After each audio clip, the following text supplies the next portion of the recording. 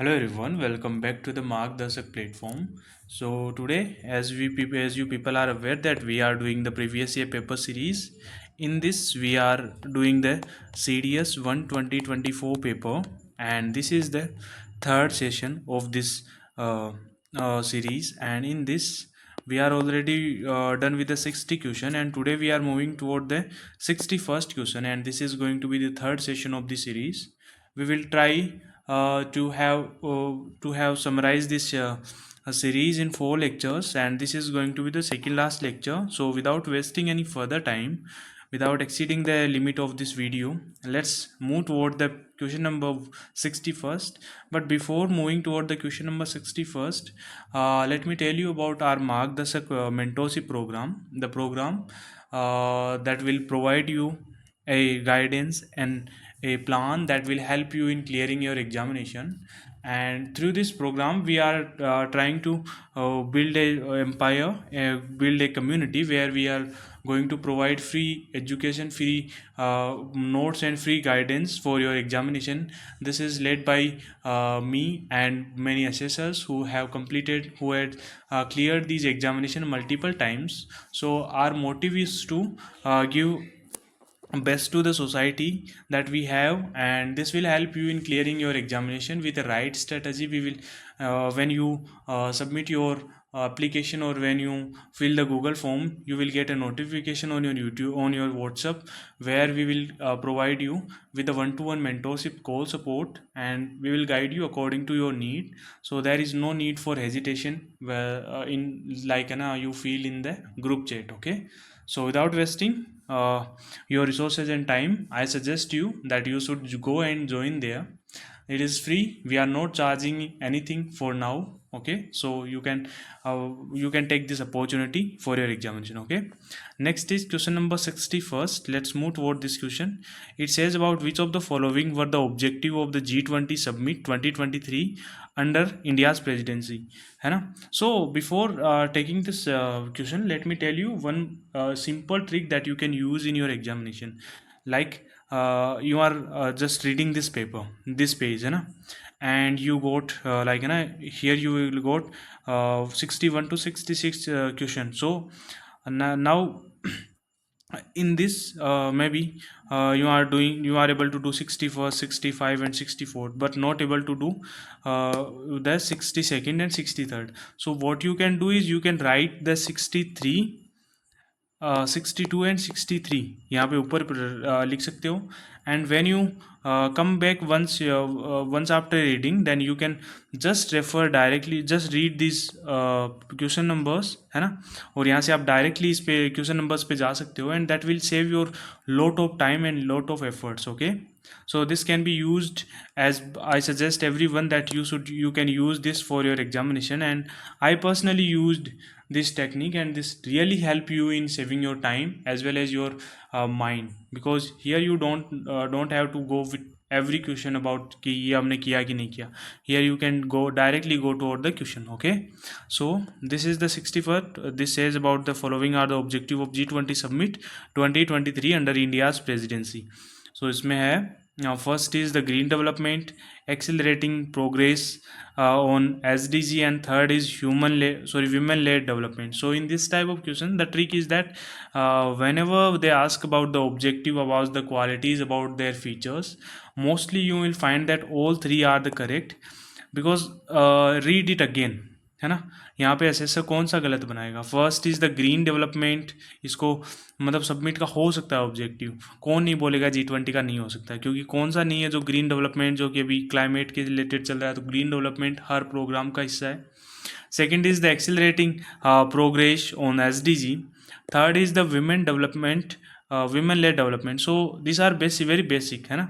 So I told you about that, जहाँ पे objective पूछे, जहाँ पे फीचर्स बताए, है ना, और जहाँ पे किसी चीज़ के फीचर्स बताए, you can just tick all of the above, because most of the time you will find this trick will be very helpful for your for your examination. Okay, next is question number 62, which says the causal organism of dengue fever is a mosquito borne virus which belong to which among the following category. So basically I'd say about the dengue fever कौन से mosquito से होती है, तो basically ये होती है, you have to remember flavi flavi ribo virus से होती है. Okay, so here option A is going to be the correct option. Okay, next is question number 63 that says about from which among the following are the blood clotting factor release. So basically blood clotting का ना factors कहाँ से release होते हैं ना. Blood clotting के लिए कौन सा रिमेंबर ज़्यादा मतलब कि इंपॉर्टेंट होता है, वो होता है पोटेशियम, पोटेशियम जिसको हम के से डिनोट करते हैं. ओके, सो बेसिकली यहाँ पे आरबीसी नहीं होगा, that is red blood cells. आइसोसो आइसिनोफिल्स नहीं होगा, देन आफ्टर प्लेटलेट्स ही होगा, दैट इज पोटेशियम इसके लिए रिस्पॉन्सिबल होता है. देन आफ्टर द मोनोसाइट्स भी नहीं होगा, तो यहाँ पे आप देखोगे option C is going to be the correct option. Okay, question number 64 says the pulse is felt due to the rhythmic contraction and relaxation of the. so basically contraction और relaxation किसके relation और contraction से ये हमें मतलब कि pulse feel होती है. तो बेसिकली ये वाला देखोगे तो ये चैम्बर ऑफ द हार्ट नहीं, because we find the sensation about the pulses in every part of the body. तो ये पल्सेज मतलब हार्ट से रिलेटेड नहीं है ना. Walls present in the veins. Okay, aorta and main arteries. Okay, valve of the heart. So valve of the heart नहीं, ये वाला भी नहीं होगा क्योंकि हमें होल हार्ट के बारे में बताना है. Now it's veins and the arteries है ना. So here you will find that कि arteries there are taking the blood to the body, so these are the important because they can control the most of the part है ना. veins like ना, tell me in the comment section about the veins and arteries है ना. I will suggest you that whenever you do these type of things, write like ना, यहाँ पे जगह है, यहाँ पे जगह है, इतनी जगह है, ले लो है ना. Now you can write here about the arteries के बारे में यहाँ पे लिख लो, veins के बारे में यहाँ पे लिख लो, and whenever you get time then you can revise just this part only and you will get to learn many things. Okay, that is the best way to revision. Okay, next is question number 65, which says when eggs are heated the transparent liquid portion around yolk turn solid and turbid white. This happened due to the thermal denaturation of. So basically ना उस part में जो ये मैं एक के वो transparent वाला पार्ट होता है, वहाँ पे बेसिकली क्या होता है, प्रोटीन होता है. So that is about the denaturisation of protein. Okay, so here you will find that option B is going to be correct, क्योंकि you can find the one of wet वाला part है, अंदर वाला part होगा. The protein वाला part जो कि बाहर वाला, जो कि एक है ना ट्रांसपेरेंट लिक्विड होता है, जो कि बाद में that can be translated, can be transferred into the protein. Okay, white yolk. Question number 66, which of the following statement is or are correct.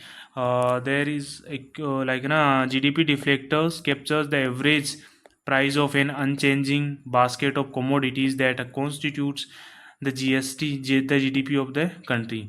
GDP deflector can be used to measure the real GDP of the economy but not the inflation rate. So basically GDP deflector होता क्या है. So basically GDP deflector is the ratio of the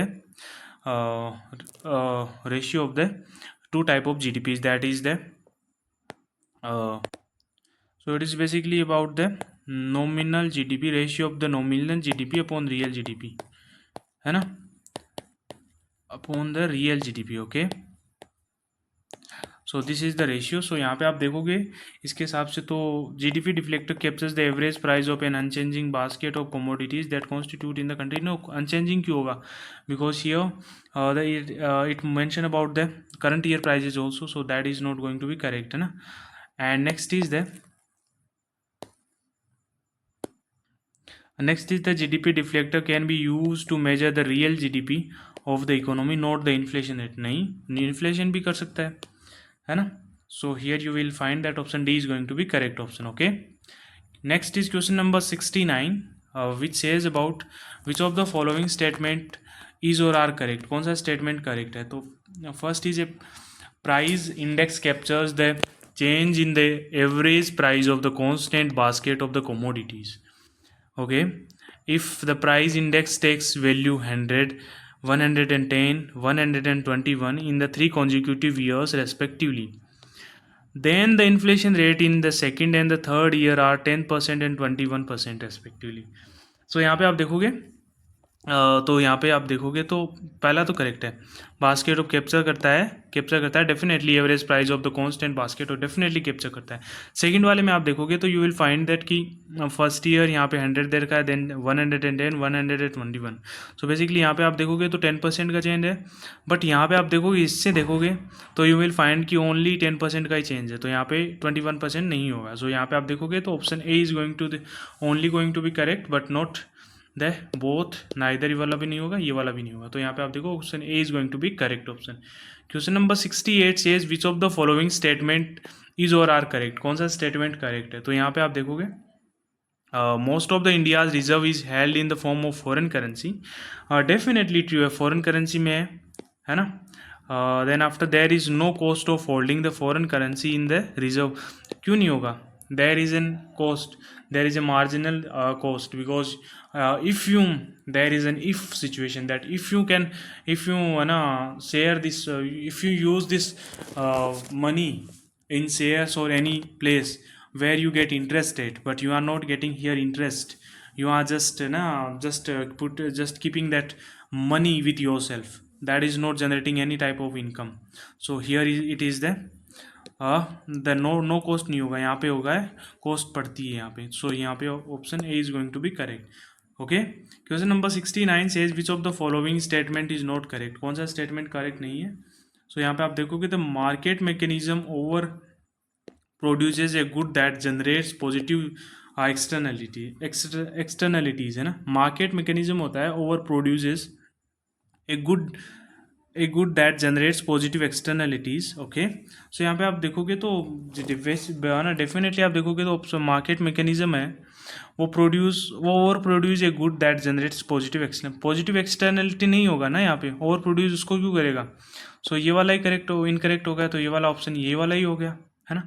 इसमें आप देखोगे तो ये cap and trade of pollution permit can be used by the government to achieve the social optimum. ये वाला तो ऑब्वियसली करेक्ट है, ये वाला इनकरेक्ट हो जाएगा है ना. Next is the optimal amount of subsidies in case of an activity that produces a positive externality is the difference between the social benefit and the private benefit at the optimum. So ये वाला भी correct है. Tragedy of commons is an example of negative externality. ये वाला भी correct है. Question number 70 says which of the following statement regarding the GST is not correct. So GST से regarding कौन सा वाला correct नहीं है, not correct पूछा है. So here you will find that option A says the amendment 115 of to the Constitution of India kept alcohol from human use and private petroleum production out of the ambit. So यहाँ पे आप देखोगे definitely ये वाला correct है. यहाँ पे हमने प्राइवेट 5 पेट्रोलियम और ह्यूमन यूज़ के लिए, मतलब कि ये वाला एल्कोहल है उसको बाहर कर रखा है अभी, तो ये वाला तो करेक्ट है ना. यहाँ पे आप देखोगे एक article amendment 122 up to the constitution of India kept only alcohol for human use out of the ambit. नहीं, ये वाला भी मतलब कि हाँ ओनली ये वाला, मतलब अमेंडमेंट के हिसाब से देखोगे तो ये वाला करेक्ट हो जाएगा. Okay, next is the precise metal are taxed at the rate of 1% under GST. ये वाला इनकरेक्ट हो जाएगा. सो यहाँ पे आप देखो ये वाला इनकरेक्ट हो जाएगा. Okay, unworked diamonds are taxed. So basically I think ये 3% पे होगा, कुछ ऐसे होगा है ना. सो यहाँ पे आप देखोगे option C is going to be correct. Question number 71 says which of the following statement with regarding to the report of Tendulkar committee on the poverty elevation estimation is correct. Poverty estimation से related Tendulkar committee की से कौन सी report है? सो यहाँ पे आप देखोगे first is the committee had used an all India urban poverty line basket as reference to derive both urban and rural poverty level. Okay, so ये वाला करेक्ट है ना. Next the committee had anchored the poverty line to the official food calorie norms. No, food calorie norms में नहीं था, official food calorie norms पे नहीं था. सो यहाँ पे आप देखोगे बी इज इनकरेक्ट. सो यहाँ पे option A is going to be the only correct option. Okay, next is the question number 72 which says about the which of the following components of the central government taxes on the petroleum produce are not shareable with the states. So basically state के साथ कौन सा है जो share नहीं करते, तो यहाँ पे आप देखोगे फर्स्ट बेसिक एक्सरसाइज ड्यूटीज़, ये वाला हम शेयर करते हैं। एडिशनल एक्सरसाइज ड्यूटीज, एडिशनल तो सरकार के द्वारा लगाया जाता है, तो ये वाला हम नहीं करते, है ना। सो ये वाला तो करते हैं, ये वाला नहीं करते हम।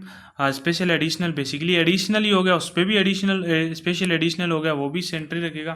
सो यहाँ पे आप देखोगे option C is option D, that is 2 and 3 are not kept with the government. Okay, next is question number 73 which says about the level of per capita GDP depend upon which of the following, है ना। Level of per capita GDP किस पे depend करता है, तो यहाँ पे आप देखोगे बेसिकली अगर आप उससे जाओगे, if you are not able to do anything then you can directly go with the option D, है ना। There is higher probability, very high probability the question might must go correct. Okay, so यहाँ पे आप पढ़ के देख लो। पहला proportion of the population in the working age, definitely GDP depend करता है इसमें। Proportion of population in working age group में ज़्यादा लोग होंगे तो जीडीपी में ज़्यादा इंप्रूवमेंट होगा, ज़्यादा ग्रोथ होगी, है ना। And next is the work participation rate, ये वाला भी है।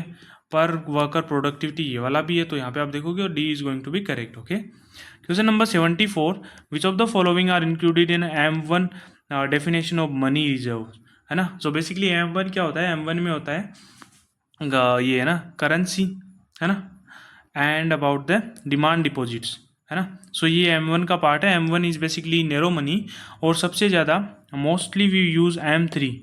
remember this very important concept, M3 mostly we use, okay, and M0 is basically the base money, okay, base money, okay, so you have to remember this। यहाँ पे आप देखोगे तो C is going to be correct, option D, the option C, that is currency and demand deposit are under the M1, okay। Question number 75 says which of the following statement is or are correct for national income accounting in the India. Basically national income accounting से related कौन सा सही है। First says कौन सा सही नहीं है, तो first says imports are subtracted in the calculating gross GDP production. So ये वाला करेक्ट है ना, इम्पोर्ट्स को सब्सट्रैक्ट करते हैं, है ना। Next is the net factor payment earn from abroad are included in the GDP product. Okay, so basically national income accounting है ना, तो यहाँ पे आप देखोगे नेट ना पेमेंट फैक्टर पेमेंट, है ना, earn from the abroad are included in the gross domestic, नहीं इसको इंक्लूड मतलब जीडीपी में इंक्लूड मतलब कि नोट करेक्ट पूछा है, तो ये वाला तो हम देखोगे तो ये वाला नोट करेक्ट है, ये वाला करेक्ट नहीं है, ये वाला एनएनपी में पार्ट नहीं होगा नेशनल इनकम का। ओके, सो यहाँ पे आप देखोगे next is inventories are included in GDP. Okay, definitely inventories होंगे इसमें, है ना। Purchase and sale of second wet good not included, definitely included नहीं होगा जीडीपी में, है ना। तो वो हो गया question number 75। Next is question number 76 which says about the under normal downward sloping curves and fully elastic supply curve of the commodity and exogenous decrease in the demand would lead to।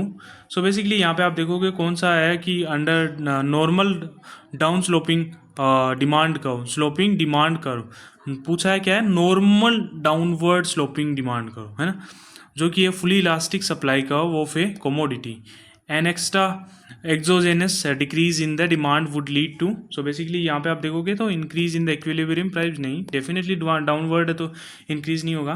Then after decrease in the equilibrium price and quantity, definitely ये वाला भी incorrect हो जाएगा। यहाँ पे decrease करता है equilibrium quantity but no change in the price. Basically ये वाला प्राइस, ये क्वांटिटी और प्राइस वाला है, ये वाला यहाँ पे हो जाएगा इक्विलिब्रियम में आ जाएगा, है ना। तो डेफिनेटली ये वाला option C is going to be correct.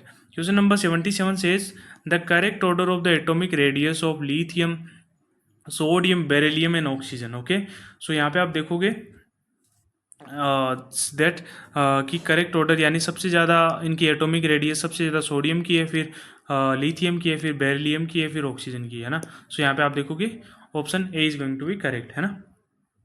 Next is question number 78 that set about which of the following catalytic system is used in the reduction of the unsaturated hydrocarbon to saturated है ना, saturated hydrocarbon. Basically इसमें क्या होता है, एक तो nickel होता है, फिर हाइड्रोजन होता है। इसको आप रिमेंबर ही करना पड़ेगा, you have to remember this for your examination, because एक छोटा सा कॉमन सेंस ही देख लो, CH2N बेसिकली अनसेचूरेटेड है ना।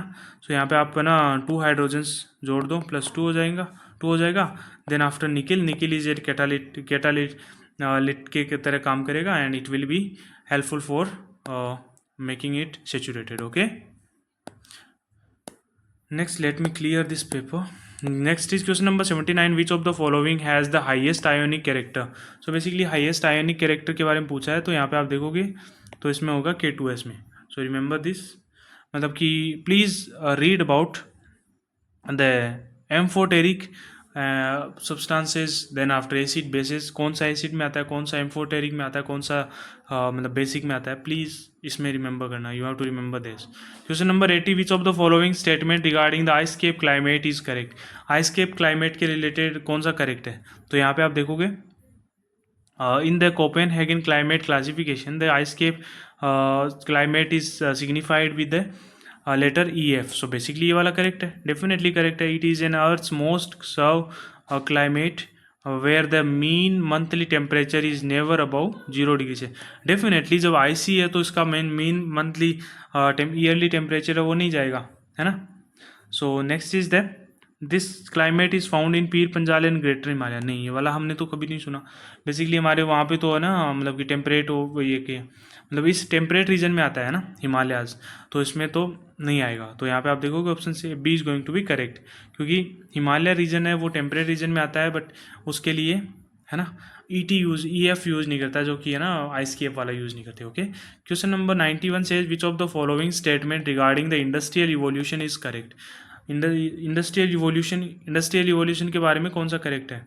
तो यहाँ पे आप देखोगे तो basically it was change the society from the rural and agricultural life style to one in which most people earn their livelihood in the industrial and secondary service. Basically industrialization में क्या हुआ था कि लोग मतलब कि अपने जो बेसिक जो प्राइमरी इंडस्ट्रीज़ में इंक्लूड थे वो बेसिकली इंडस्ट्रीज़ में चले गए, है ना।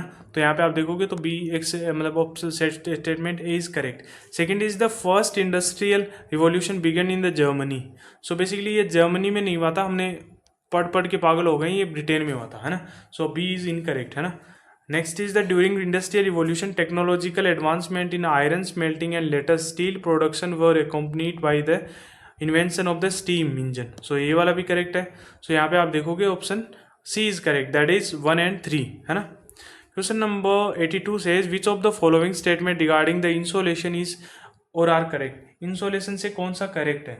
सो यहाँ पे आप देखोगे first says about the insolation is predominantly short wave radiation with wavelength in the range of 0.39 micrometers to 0.76 micrometers. So ये वाला correct है। Second is insolation is evenly distributed across the नहीं evenly distribute नहीं है ना। Basically about because of the tilt in the earths, है ना, अर्थ में जो टिल्ट है उसके कारण जो कि है ना हमारा ये वाला एक जगह नहीं है, मतलब कि सब सेम नहीं है। जैसे कि ये वाला है तो यहाँ पे बेसिकली ज़्यादा होती है सनरेज, मतलब कि 23 डिग्री नॉर्थ से लेके 23 डिग्री साउथ तक, है ना, यहाँ पे ज़्यादा होती है। ट्रॉपिक ऑफ कैंसर से लेके ट्रॉपिक ऑफ कैप्रिकॉर्न पे मतलब कि sunrays are higher direct, but वो रेस्ट ऑफ द पार्ट्स में डायरेक्ट नहीं होती है, तो बेसिकली इससे ही फ़र्क आ जाता है। Okay, next is question number 83 which is about which of the following statement regarding the river meandering is correct? Basically river के meandering से कौन सा correct है ना। Basically it is a U-shaped bend in the river, है ना। meander कर रही है तो definitely V shape बनेगा, U shape बनेगा, है ना। meander कैसे करेगी रिवर? ऐसे चलेगी, ऐसे चलेगी, ऐसे चलेगी, ऐसे चलेगी, ऐसे meander करेगी, ये U shape बन रहे हैं ना। So that is about the U shape. Okay, next is the an extremely tight meander is called as gooseneck is likely to become a cutoff or oxbow lake after the flood, है ना। Basically गूज नेक बन जाता है जैसे extremely म्यांडर है ना। सो basically ये हो गया गूज नेक, एक्सट्रीमली म्यांडर, ये वाला गूज नेक नहीं हो गया। कॉमन सेंस से कर सकते हैं, because this statement you will never find in NCERTs any standard book, कहीं पे भी आपको ये गूज नेक वाला कॉन्सेप्ट मिलेगा ही नहीं। अगर आप में कॉमन सेंस है you will able to do this, if you don't have any common sense you will end up losing your marks, है ना. सो ये वाला करेक्ट है. Third is tectonic uplift can cause a river to continue down cutting along its meandering course producing incised and entrenched meander. So ये वाला भी correct हो जाएगा. तो यहाँ पे अगर if you are not able to differentiate between this answer कि ये वाला होगा कि ये वाला, है ना, then I will suggest you that you should go with this. But here you are confident now that कि this type of questions यहाँ पे फर्स्ट थिंग इज दैट आप जब भी पढ़ रहे हो प्लीज़ अंडरलाइन द सेंटेंस, क्योंकि आपको वो ना पेपर एकदम पूरा वो है ना म्यूजियम में नहीं रखना अपना, है ना. You have to take this paper at your home, you have to revise that, है ना. सो उसके लिए क्या करोगे, उसके लिए आप कर सकते हो इनको अंडरलाइन करते चलोगे तो उससे आप है ना ज़्यादा फोकस्ड रहोगे एग्जाम पेपर में. Okay, so that is the general advice. Okay, question number 84 says which how can one determine the relative humidity or a particular day at the given place. relative humidity क्या मतलब कि किससे define की जा सकती है. तो बेसिकली if the temperature दिया हुआ हो, if absolute humidity दे रखी हो, है ना, फिर हम इसका जो कि रिलेटिव ह्यूमिडिटी निकाल सकते हैं. ओके, सो यहाँ पे आप देखोगे तो both temperature and absolute humidity are given, so option C is going to be correct. Question number 85 says which green house gas has maximum average residence time in the atmosphere. So कौन सी green house gas है, तो यहाँ पे आप देखोगे तो N2O है ना, वो सब उसका मैक्सिमम होता है ना. जैसे कि हो गया CH4 हो गया, वाटर वेपर हो गया, CFC हो गया, इनका टाइम लाइफ स्पेन कम होता है. बट वहीं पे N2O का देखो तो इसका लाइफ स्पेन ज़्यादा होता है. So that is why option C is going to be correct. Question number 86 says which does BW stand for as per the Koppen climate classification. So यहाँ पे आप देखोगे तो BW is basically tropical, B is related to tropical, है ना. W is related to, W को you can remember warm क्या होता है, समुद्र, ये डेजर्ट होता है. तो basically you can go with the option B. Okay, next is question number 87 which organization publish the world wide list of endangered species. कौन सी जो है ना ऑर्गेनाइजेशन है जिसने world wide list of endangered species को मतलब कि पब्लिश करती है. सो ये बेसिकली IUCN है. IUCN इज एन जो कि मतलब कि NGO है, it's an NGO, not an इंडो मतलब कि किसी गवर्नमेंटल ऑर्गेनाइजेशन जैसे कि you will find many time that is part of UN. No, it's not part of UN, it's not part of anything, it's just an NGO, है ना. Question number 88 says on which among the following is the national highway number 2 is situated. National waterway number 2. So basically waterway number 2 is basically between on the Brahmaputra rivers from Sadia to Dhubri and Haldia to Prayagraj is national waterway number 1. This is national waterway number 2. So remember this static about the let me tell you something that what you have to read. You have to read about the waterways, about the national highways, है ना, and you have to remember the railway zones, है ना. You have to remember something about the international की सबसे बड़ा मतलब कि railway line कहाँ पे है, कौन सी सबसे ज़्यादा लंबी चलने वाली ट्रेन है. You have to remember this. And next is you have to remember about the Sagarmala परियोजना, सागरमाला. Then after the मतलब कि quadrilateral, sorry I think golden triangle, you have to remember this, है ना. So these are the things that you have to remember. Okay, question number 89 says what is the culturable wasteland. So basically culturable wasteland कौन सा है. So यहाँ पे आप देखोगे first is the land that has been left fallow in the last 4 years. So ये वाला तो नहीं होगा, है ना. Land that has been left fallow between 1 or 2 years, ये वाला भी नहीं होगा. Land left has that has left fallow for less than 1 year. So ये वाला हो जाएगा. नहीं, ये वाला भी नहीं होगा आई थिंक ये वाला भी नहीं है. ओके, इसमें 1 year दे रखा है ना, लेस देन 1 year. नहीं, land that is has been left fallow for the more than 5 years. So basically ये वाला करेक्ट हो जाएगा, है ना. सो यहाँ पे आप देखोगे option D is going to be correct. Question number 90 says which of the following statement is correct, है ना. Angular velocity of all locations on the earth surface is same while linear velocity varies. Okay, ये वाला correct है. Definitely angular velocity same है but linear velocity different है. Linear velocity is maximum at the equator and minimum at the pole. So basically ये वाला भी correct है. यहाँ पे आप देखोगे option C is going to be correct. So for today, that's it. We will meet tomorrow in the next session, and we will try to finish this paper in today's lecture. So in tomorrow's lecture, so please watch these series very carefully, because these are designed very fantastically for your examination, है ना.